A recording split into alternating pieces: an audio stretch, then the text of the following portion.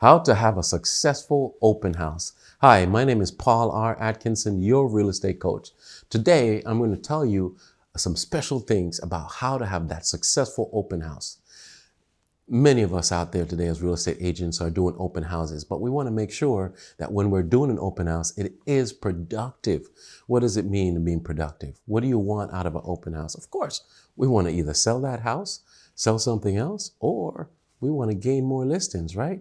Most importantly, it needs to be successful. I'm going to show you how to do that. Before we get started, click on that link below, hit that subscribe button, and also go down in the description box and see my gift. I have a gift for you. Always have a gift for you. You know that. And if you have any comments or any feedback that perhaps when I touch on something or if I talk a little bit about something that you want to learn more about, just give me a comment. Just reach out. I pay attention to everything. I look forward to replying to you anytime you ask for anything, okay? So, how do you have a successful open house? One of the things I'd like to tell you about open house is that I enjoy doing it. It's my number 2 thing that I like to do to generate business. My number 2. Of course, you know what my number 1 is. Expired listings, of course. But today we're going to focus on open house.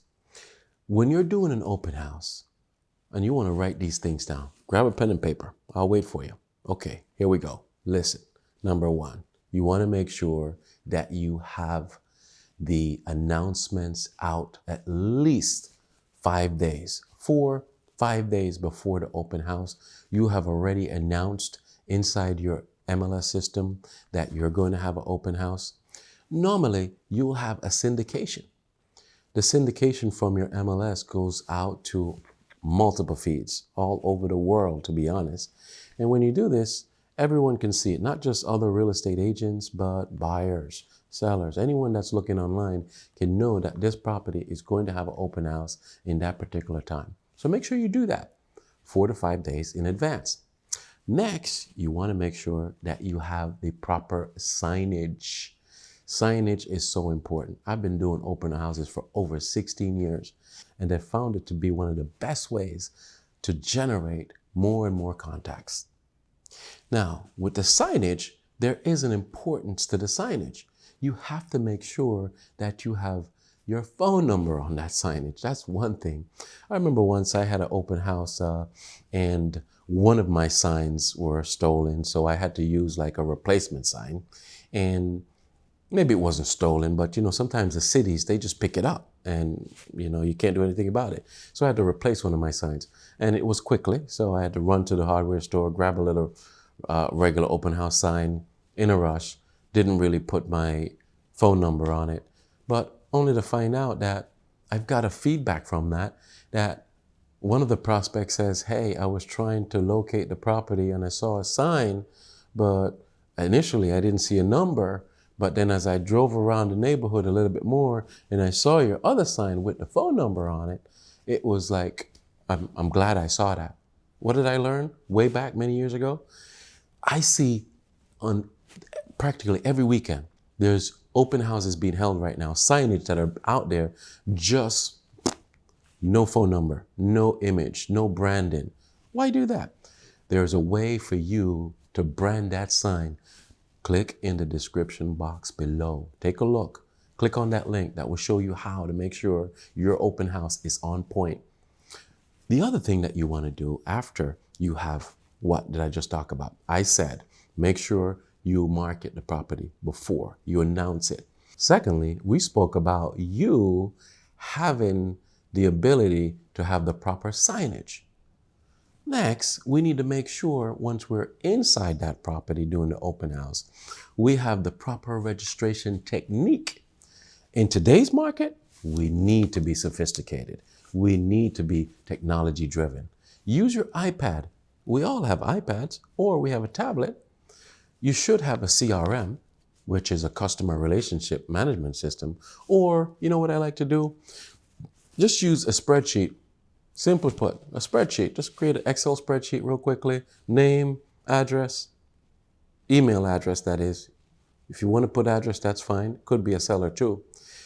And make sure you have that email address and telephone number. You have that on there. and you start out with your information first. So remember that there's a lot of good ways in doing so, and I'll show you that in the description box below. Click in the box below for more details on that. And once you start that registration process and you gather all the information you want, the data, you could let the folks know that who are checking in that the seller likes to have a registration information on who comes into the home. So, and usually that is a fact. They'd like to know that. And it's a good way for you to stay in contact with people anyway. Next, you want to give them a tour of the house. And how do you give a tour? Well, there's certain things that you need to highlight.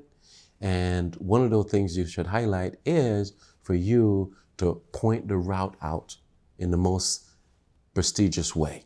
For example, if the master bedroom is on one side, lead them in that direction at first and have them take a look at that and then swing on back over to the other bedrooms on the other side, kind of showing them what's the main highlight of that home. Then you want to finalize your open house to be a success by asking for feedback at the end of the tour.